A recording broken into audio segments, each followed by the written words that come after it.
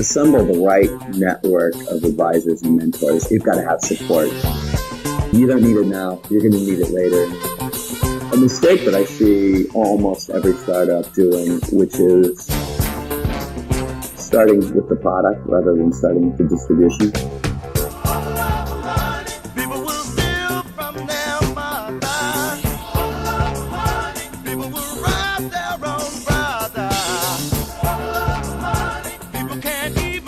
So why don't you tell us what you do and how do you make money? Well, you're making a couple of assumptions there.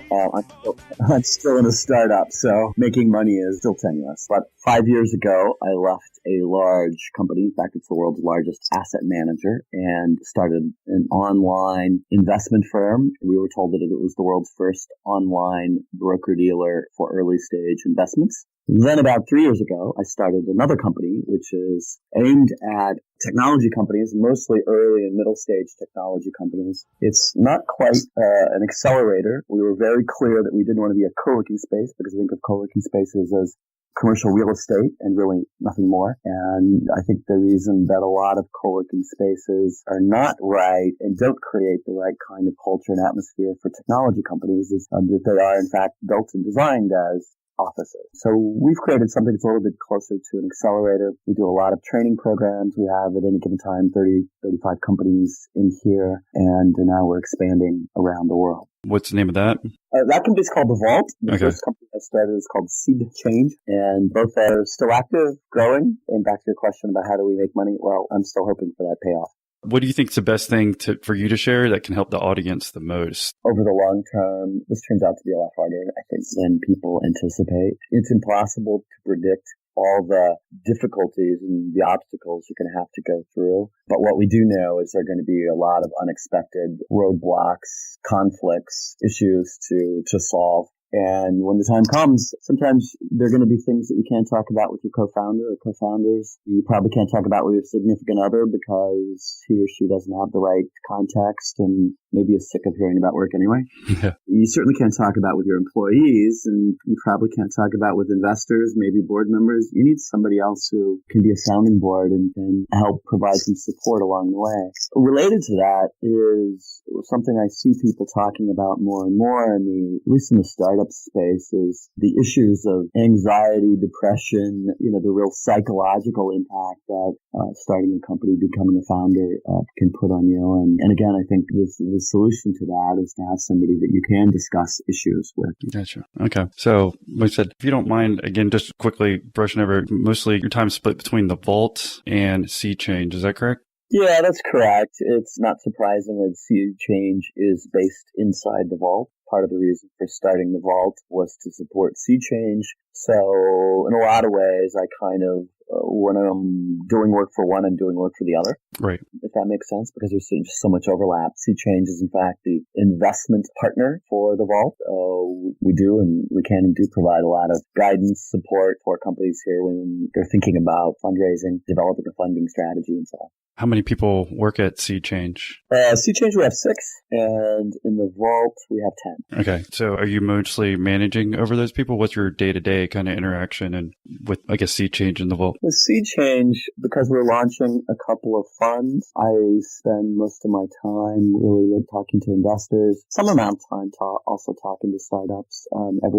Every startup that we look at, it gets to a certain point, and I want to be involved, and I want to know more about the company. One of the things that we put a lot of emphasis on is the founding team. And it's one of our learnings from when we started coming out of Barclays Global Investors and BlackRock. I kind of naturally, I think we took a quantitative approach to investing, thought that we could develop algorithms that would allow us to push data through on hundreds or thousands of companies a year and in a way come out with a green light, red light for each company. And one of the things that we learned is that at the early stage, at least, there are a lot of things that matter, all the things you would expect, product and market, IP, technology. But the single, probably most important factor, we think, is character and backgrounds, personalities of the founding team members. And so we now think of investing at this stage, again, as a lot more like drafting professional athletes.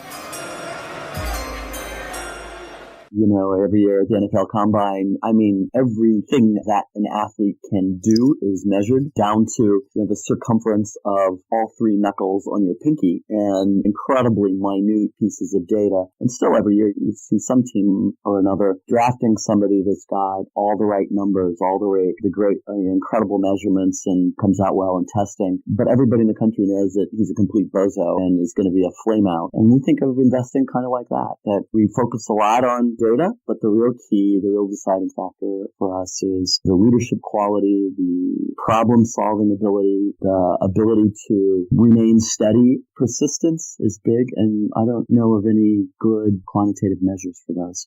So that still becomes an important piece of what I do in CJ. Okay. And do you have like an example without naming, one a company or where you have different personalities that didn't fit and didn't work out very well? Yeah, I can give you an example of one of the things that led us to that conclusion. A reasonably high-profile company that went through Y Combinator 3 or 4 years ago, I can't remember which year anymore, finished in August. They raised more than $2 million right off the bat, closed down the company in November. And the reason they closed it down, returned what was left, which was a significant portion of that amount. They returned to investors. But the reason they closed down was they said their hearts just weren't really in it. And it was so much work, they didn't see the point of continuing in something that they weren't incredibly passionate about. I thought that was tremendously disappointing. That's the kind of thing we're trying to sort for, is somebody that's got the persistence and the drive and the ability to stick it out, because we all know going into it, or at least we do, that it's going to be hellish. Mm-hmm. Right. And so I guess, would you say mainly then it's that persistent you're looking for, it sounds like, but how about the opposite side? What are you making sure that they don't have when you're looking to invest? Well, it's easy to say, integrity is an important piece. We do look at people's backgrounds. We do things as simple as credit checks. You want to see how people have managed their lives vis-a-vis other people, other entities up to now. So we're looking for an absence of black marks. Right? And we do reference checks. We like to talk to people that have worked with the founders in the past. We also do customer interviews because we like to see, one of the things that we're looking for is how this team reacts to their customers. We think it's more than just service, but the ability to be responsive to customers and to really be listening to customers so that you can react and recalibrate is a really big deal. And not infrequently find people whose interactions with the company have been, and even though these are customers that have been referred to us by the company, but we find, they tell us that their only real interaction with the company has been with somebody customer service. Maybe it's been a chat, maybe it's been email. They've never really felt like anybody at the company, these or others, were sort of personally involved. And at this stage, I think that's an important thing to do. Okay. And so you said, we're mostly focused on our talk so far about people, I guess, who've come through Sea Change and the Vault. How about before this? I know you talked about it briefly, but all the way from, I guess, when you lawyer by trade or went to law school? Yeah, once upon a time, that was a different life. Gotcha. Well, what's happened kind of between now and then have you always been involved in startups after that or in the business world? And what kind of advice can we pick through that as far as your journey to when you got to Sea Change in the Vault? Yeah, so we'll give you just a quick chronology. Once upon a time, I was a grad student at Berkeley, and like every grad student at Berkeley, at least, you lose your funding at some point. And so I had a friend who was working in a startup that was just about to launch a product, and he needed help in sales and marketing. And I thought, how hard could that be? And as it turned out, I thought it was really fun and really interesting. And not long after I had passed PhD exams, I had already applied to law school. I hadn't gone. I got really out of the blue an offer to go work in Eastern Europe in doing sales and strategy consulting for a company. And again, thought that was more fun than sitting in the library. So I went off, deferred law school, ended up doing that 5 years, starting a company in Russia and building that up for several years before law school was essentially like we've deferred you 5 years. This is the last time, make up your mind, get in or out. And I kind of had the thought that I don't want to be 90 and sitting on the golf course thinking, damn it, I wish I'd gone to law school. And so I went ahead and did it, knowing that I probably didn't really want to be a lawyer the rest of my life, but thinking that this was a good transition and some good preparation for whatever it was I was going to do. Then after law school, I practiced for a large firm in Silicon Valley for a while, and then joined the iShares team at Barclays Global Investors and developed and launched locally traded, exchange-traded funds in Mexico, Chile, Colombia, Brazil, Peru, Australia, Dublin, Singapore, Japan, and New York, which is kind of the least interesting of them all. Gotcha. And after that, I really wanted to get back into the startup space and thought about something that could pull all of these things I've been doing together. And that's part of what led me to join with some people from BlackRock and launch SeedChange. Okay. And are there any stories or anything, I guess, before SeedChange that could help our audience? Yeah, at some point, and I don't even know where, but at some point I realized that I'd been really fortunate to work in some unusual organizations. And some were large, some were small. But in the positive cases, these were places where everybody was really smart and creative and interesting, but also really nice. And the more I thought about it, like all of us, I suppose, I've been in places where you get one of those, but not both. You know, a company or an organization or a team where everybody is incredibly bright, but just real jerks. Or you're in a place where, you know, everybody's nice, but they're not actually accomplishing much, and that's not much fun either. The places where that Venn diagram overlaps are rare. And that led me to thinking that, on the one hand, I looked closely at culture when I was looking at companies I wanted to join. I wanted to know how people interact, how people work together, if they do, what the environment was like, how hard it was going to be to advance in an organization. And on the other hand, in developing my own companies, I've tried to focus on, in a very flat structure, making sure that people all recognize that whatever their title, whatever their role, we ultimately expect people to wear a lot of hats and develop skill sets across a lot of areas, and really importantly, to keep learning and growing. I think things change so fast, you can't possibly know what you want to be doing 5 years from now or 10 years from now. And if you don't keep learning and developing yourself, you're not going to have the opportunities that you're going to want to have. Okay. Then, like I said, we kind of talked about SeedChange and Vault, kind of your journey back up to it. So how were you able to even start SeedChange? Like, what goes into doing something like that? A lot of beer. Yeah. A lot of late nights. Mm-hmm. We started in sort of classic Silicon Valley fashion in my garage and spent a few nights a week after hours, as well as all weekends, working in the garage and developing the ideas, starting to develop the technology, the platform. Also spent a lot of time talking to people. And I think that's something that everyone considering starting a company or even launching a product inside a company ought to be doing is talking to everybody you can about your idea and how it's going to work. I think, at least in Silicon Valley, you find that people are really open, which wasn't true maybe 15 or 20 years ago, where there was a lot more secrecy about what people were doing and less willingness to share. I think people now have accepted the fact that virtually nobody is going to copy your idea, whatever it is. And as the founder of Atari and Chuck E. Cheese and, 8 or 10 other companies, Nolan Bushnell kind of famously says, everybody who's ever taken a shower has had a great idea. And what really matters are the ones that get out, dry off, and go make that idea a reality. And so I think it's incredibly important to talk with everybody you can about what you're trying to do, get feedback, take the criticism, because it'll save you a lot of time and a lot of headaches, and probably you're going to end up doing things a lot faster than you would if you stayed holed up in the garage all the time. Gotcha. And were you in San Francisco during this time, the whole time? Close by. Yeah, okay, gotcha. I live in San Francisco, but I live just outside the city. Gotcha. And so, like I said, when you're doing SeedChange and starting it, like I said, you invest in these companies, but how did you get that money to invest? Did you save up enough during this time? Did you go to families and friends? And how does that work with trying to get money in order to invest in these type of startups? That was one of there's a point, at least for somebody who has kids and a mortgage, where jumping out from the security of the big company that you're working with and going out with absolutely no income and no real prospect of an income anytime soon is kind of scary. I had a lot of encouragement from people, mostly friends, previous colleagues, who urged me to do what we were thinking about doing and also offered to invest. So we had already lined up some amount of investment before we pulled the trigger and continued over maybe the next 6 months to talking to people and ultimately to round up enough, along with money that we put in ourselves, but enough to get us going. And it's a hard process. I think that's another process that people probably often underestimate. It takes a lot of focus, a lot of really hard work. It's one of the reasons I think being a single founder is incredibly difficult. I liken it to being a single parent of like 5 kids. You can do it, but God, it's hard. And one of the reasons you need multiple founders is somebody is going to have to be focused on fundraising almost full time for several months. And if you're doing that, you're not going to be involved in building product and developing the product. So you got to be able to divide responsibilities. Gotcha. When you're getting that investment, I mean, were those people like clients or family, like clients when you're a lawyer? Or like, how do you even find those people just to get a little bit more of the details there? Yeah, part of it came from talking with people about the idea.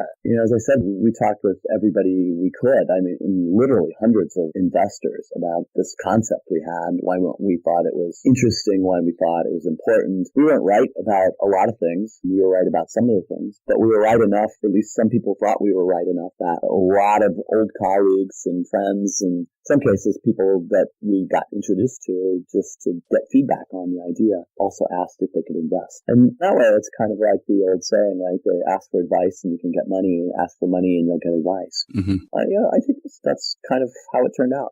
Okay. Just again, so people can understand like tactics is, when you're going to these people, are they saying, hey, I'll give you 20K, I'll give you 100K. I don't know what type of differential that we're looking at, how much they can invest versus how much they're not. And then let's just say you get enough people. Can you tell us about just that first company that you actually took that investment fund and how you invested into the startup? So we started as an online investment firm. And so we think of it a little bit like, a Schwab or an E-Trade for public companies, only this is for private companies. So we find companies, diligence them, produce a description of the company, summary of key information that we think investors ought to know, and then make it possible for investors to go through the process without ever meeting the company or ever having to go through the entire diligence process because we've already done it. We also make all the legal documents, they're standardized, they're streamlined, they're automated. We make all those possible. So that's how the first company that we funded, and frankly, that was one of the disappointments too. The first company that we got funded was a company started by three really, really, really smart guys from Stanford who dropped out after freshman year to spend their whole time on this particular project. We liked them. We liked them. We thought this had real legs. And we started going out to investors with the company at the very end of the year, closed an investment round with them in February. And to our great consternation, in April, they agreed to be acquired by a large publicly traded company. That kind of sounds like a good outcome, I suppose, better than losing your money. Right. Investors got back a return of capital plus a very small margin. And, for 3 or 4 months of use of your money, it wasn't a bad return, but this did not fit the investment profile for that investment of any of these investors. And so one of our learnings really was we rarely will look at a company with really inexperienced founders, because I think in this case, and people who had a little bit longer track would have recognized that 2 or 3 or 4 more years down the road, they'd have had something still able to be sold, but for a lot more money, and would have been less attracted to the idea of fundamentally was an acqui-hire. They were brought into this acquiring company. Gotcha. And for those who don't know, acqui-hire is just acquisition to hire. Can you just explain that a little bit? Yeah, a lot of large companies acquire a small startup less because they want the technology or the product or the business that they're acquiring, and more because they want to get the services of the team. I suppose I can't think of a great example off the top of my head, except maybe you might look at Walmart.com's acquisition of Jet as partly an acqui-hire. I mean, they paid billions of dollars for it, but appears from seeing what they've done over the past couple of years, or however long it's been since that acquisition, that Walmart might have been paying most for that founding team and less for the company and the product. Okay. Yeah. All right. Thanks for sharing. Like I said, that first company that went through. So all in all, I guess ideally the idea was if that startup lasts, do you all want to see it last at least 10 years or 5 years and then go ahead and that's what you consider a home run? Or just because it was a couple months ago, do you consider it kind of like a first base hit? Like you said, at least you got the money back plus a little bit more? Yeah. One way we think about investing is we call ourselves Moneyball investors. We're not our funds are going to be very small funds. They're not going to be $500 million, billion-dollar funds. And we're going to be investing small amounts, relatively small amounts in companies, in small companies, early-stage companies. And what do you consider small, just so people know? The average investment probably for really early stage, $100,000. For seed or A round, probably $1 to $2 million. Okay, gotcha. And we're not swinging for the fences on every investment. We don't want to lose money. That's a really important criterion. I think the normal rule of thumb for venture investing is you expect 6 or 7 companies to go to zero and one to be a home run and a couple to make some money. We take a different approach. We want every single one of our investments to make money. We're not looking for that company that could become an overnight sensation or become a unicorn in 5 years. I'd be honestly totally happy if we never had a unicorn, but if every single one of our investments was a single or a double. Gotcha. And so I guess this started about 5 years ago was when that first company went through, because that's when you started Seed Change. Is that about right? Well, it was less than that because it took us a while to build the platform and register with FINRA as a broker-dealer. Mm-hmm. And that took, both of those things took a little longer than anticipated. So we really launched publicly in 2014 with the online platform. And then in 2015 really started doing a lot more, shifting away a little bit from the online process and putting a lot of our attention on sort of one-to-one and more personalized approaches to investors, institutional as well as high net worth. Oh, yeah. Why did you make that transition? Were you not getting the volume that you were hoping for? We were far from the volume we hoped for. And one of our learnings, we launched beta at the end of 2013. We launched publicly at the beginning of 2014. We did some real in-depth soul-searching latter part of 2014, looked at other companies, took a deeper look at other personal finance companies. And one of the things that we learned is that this takes a long time. We've looked at really successful companies and realized that it took 10 years or more to get real volume. And we just found that investors that we don't know and have existing relationships with are really slow to get into this asset class. So we've put a lot more attention on being kind of a more traditional investment firm. It's also why we started raising funds. And that's part of the reason that led us to launch the Vault as well, is to create a really good pipeline for what we do and kind of a stage for us to operate on. Gotcha. Was that 2 years or slump that you had once you started Seed Change? Can you talk about some of the lowest moments, either in the business or personally, that you kind of had to go through? Because, like I said, I don't think a lot of wannabe entrepreneurs or new businesses really think about some of the personal stuff that you have to go through and the down parts. Yeah, the hard parts are figuring out why this beautiful baby that you brought into the world isn't making money. We continuously, all through the process, as I said, we talked to lots of people at every step, incorporated a lot of feedback into what we were developing, got a lot of compliments from people about educational information that we put out, about the training programs, the workshops that we did, the quality of the companies that we were offering to potential investors. We just didn't get people putting enough money through the platform for it to really be seen as a successful business. And, I was having this conversation yesterday with somebody else who launched an online investment platform about the same year, and who was sort of bitterly laughing at something I wrote in a recent newsletter, which is, essentially that while people apparently love the concept of online investing in all kinds of asset classes, and while alternatives become a bigger and bigger portion of people and institutions' portfolios over the past 2 or 3 years, the volume of putting that investment through an online platform isn't anywhere near what people predicted. And that was true of us as well. So we really, in late 2014, cut team, really ratcheted back to bare bones. I had to go through a bit of a negotiation with my wife to get a pass to continue not making money. Yeah. And that was really tough. And in fact, at the time, or actually early 2015, my co-founder decided that he really needed to do something that was going to be productive sooner. And he left, and that was a hard transition. How about, we're going back personally about your wife? So during this point, did you just have a small salary, or did you have no salary? Were you just living off what you had saved up before? And can you just talk about kind of maybe the added stress that you have whenever you're an attorney?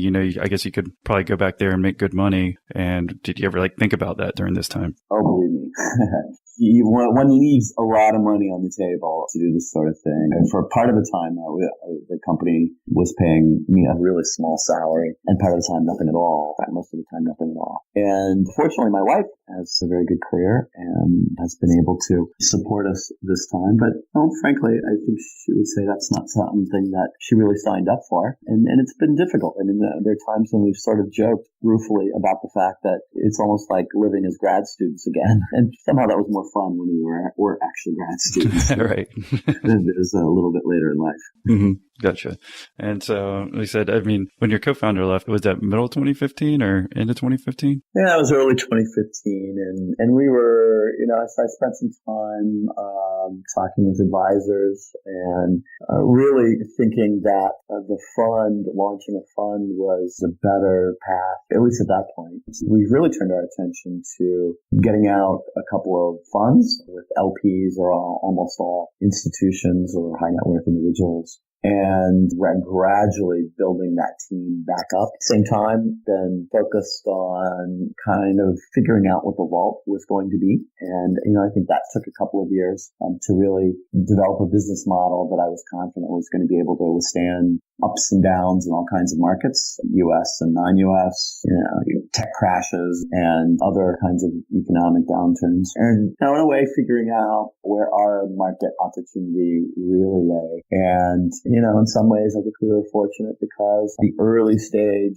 investing, definitely in Silicon Valley, to some extent around the rest of the U.S., really went through a bubble in 2014 and maybe early 2015, bubble that crashed. Investors really weren't putting money into early stage companies. And that, I think, forces you to become leaner as well as to figure out, now that it becomes a stress test really on the business model. And I think that was kind of, in a perverted way, that was a good thing to have happen early in company's life. So I feel a lot more confident that we've got a model now that is applicable in a lot of markets, a lot of places in the world, and some amount of affirmation because we've been asked by people in organizations, companies in more than 40 different cities around the world to come open a vault location there. That's also been part of our learning about the market as well as about learning where our place is in it. Right. Could you tell us more about that business model that you thought would work for the vault and kind of how you might be different and why those other people or other cities are asking you to come in and talk about it?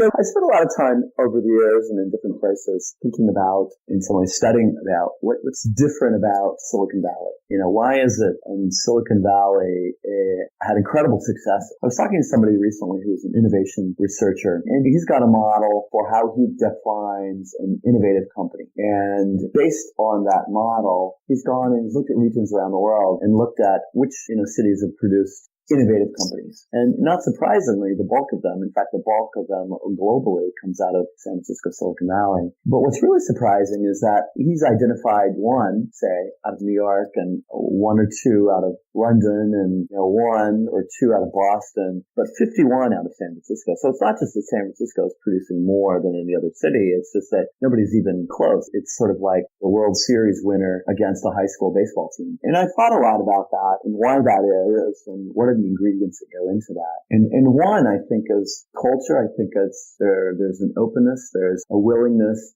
to talk, to support, to help people out here that I think is unique to this region or at least to the West. I think there's a bit of peer pressure, which I think in a good way. So in a way, people out here, people who succeed are highly driven, but it's an internal thing. But being around so many other people doing interesting things who are really smart and really driven causes people to sort of step up the game. And then I think that incredible support network that has been built up over the decades is really important. Most people look at Silicon Valley and think that they're going to recreate Silicon Valley in some other place, and they see Stanford and they see venture capital and think that what we need is to build a really great university or a great technical training program, and we need a lot of money. And then there are places that have done that, and all over the world, billions poured into, say, recreating Silicon Valley just outside Moscow and in the Emirates and place over and over and over. And it's not happening. It's not going to happen because I think there aren't enough places that are paying attention to the soft side of creating Silicon Valley. That's part of what we set out to do with Evolve, to create an ecosystem, a supportive, collaborative ecosystem of startups, later stage technology companies, investors, advisors, mentors, supporters, and ultimately to create a global network of people supporting startups. We sometimes say that about Evolve that we help people and companies grow better and faster. And all of those nouns and adverbs are important because it's not just about growth. It's about fast growth. It's about growing healthily. And to do that, you need to pay attention to individuals, the people inside the companies as well as the companies themselves. Gotcha. So are you saying basically that y'all kind of focus, if I'm looking maybe at a Venn diagram where you have different types of companies or in different stages versus maybe another one's just kind of more solely just focused on the startup phase? Or does that ring true, or am I missing something? Yeah, we focus most. So think about your average co-working space, for instance. A co-working space is totally different to the kinds of companies that are in there. In fact, in Sea Change, we were in a co-working space for a while. I thought that was would be a great environment. Our neighbors were mortgage brokers and a call center and CPA firm, a solo lawyer practitioner and a jewelry maker. I mean, in short, people and companies we had nothing in common with. So we really focus on innovation. That's almost always expressed through technology companies. Then we're most focused on early stage companies, or at least early stage businesses in the United States. So we think we're a very good landing pad for companies outside the US that are looking to scale up and that are looking for a place and help getting their business off the ground in the United States. And so we have a lot of companies that are larger companies, but their U.S. operations are based here or at least started here in the Vault. Gotcha. Okay. So from there, you said, do you think you're going to open another one, or what's your ideas on that? Yeah, we have one that will open in Oslo in September, another in Korea in September. And then we've got other locations in the pipeline, probably not in 2017. It'll probably roll into 2018, but Helsinki, Stockholm, Zurich, Prague, Munich, San Jose, Chicago, Salt Lake City, Shanghai, Shenzhen, Seoul, and Singapore for maybe 2018. Maybe some of those will roll into 2019. Right. So you plan on that sounds like 10 to 15 of them. So is it, you're already into, that's like for sure you're going to go ahead and do that? Or are you just focus on the first two and then the idea is to go after those next 10 or so? We're at some stage or another in negotiations about all those locations. Okay. Well, yeah. So is that what you're most excited about now then? Well, I think, yeah. Sure. I mean, it sounds like a great deal from where you've been, at least thus far, you know. It's one of the things that we discovered, at some point 2 or 3 years ago, I sat down and put together a list of places that I thought had the requisites for a successful vault location. And it's a list of something like 100 places. Not many cities, I think, make sense to have more than one vault. San Francisco will someday have more than one. So it's not 100 cities, but, it's pretty close to 100 different cities in the world. And naturally, then I graphed out a timeline, knowing at the time that it would never follow this timeline. But I'll tell you, neither Seoul nor Incheon, Korea were anywhere in the first 5 or 6 or 7 years. What we've found, though, is that there are places in the world that have recognized the need for what the vault can provide and have come looking for us. And it's those cities that I think are the greatest opportunity. So rather than sort of starting in San Francisco and radiating out in a logical progression, our first two locations, and they're going to open simultaneously, are going to be in 2 different continents. And in a way, that doesn't make any sense at all. But in a way, it makes all the sense in the world because we've been from both places. We've really been pulled to open a vault location there. And part of what we find that people and companies and organizations see when they look at the vault is the other end of a channel into Silicon Valley. And so what explicitly the group in Norway that was looking for was somebody who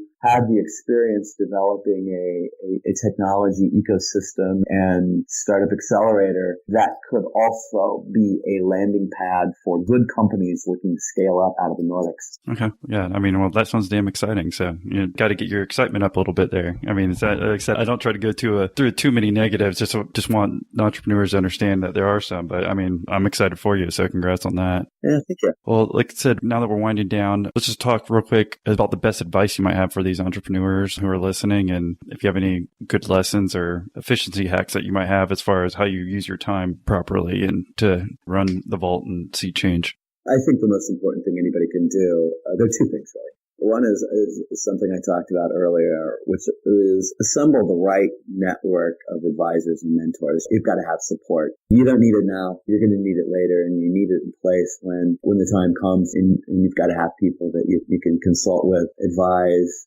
get advice from. Sometimes you just vent to.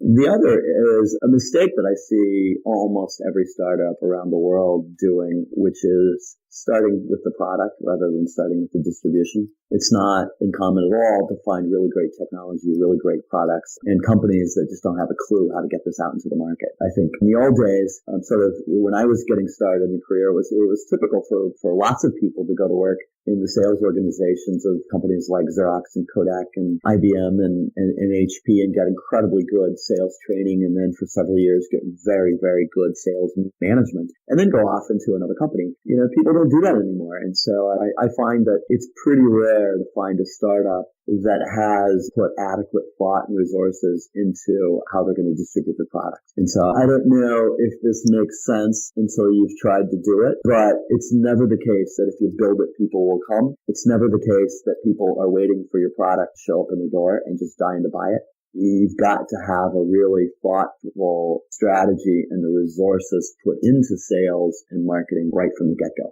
Okay. Well, said no. Well, we appreciate the last words of advice. I don't know if there's anything else, but if there is, let us know. But also, what's the best way for people to contact you and say thank you? Email is great. You can reach me at Kevin at the SF Vault, the San Francisco Vault, so THESFVAULT.com. I think that's really important what you said there at the end. Marketing and sales is really, you got to be honed in on that in order to get some success going. So like I said, well, thank you for joining us, Kevin. And I guess we'll reach out to you and have your contact information in the show notes. So really appreciate your time today. Beautiful. Thanks, Austin. All right. Thank you. Have a good one. Thanks, too. Bye-bye.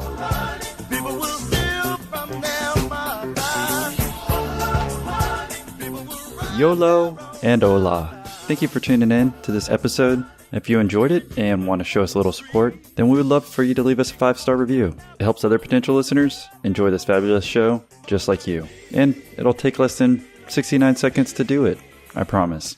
And if you're looking for more episodes that are dealing with the real estate industry, then try out episode 15 with Jillian Hellman, or episode 21 with Bill Lyons, or upcoming episode 30 with Steve Wang. Thanks again for tuning in, and we'll catch you next episode.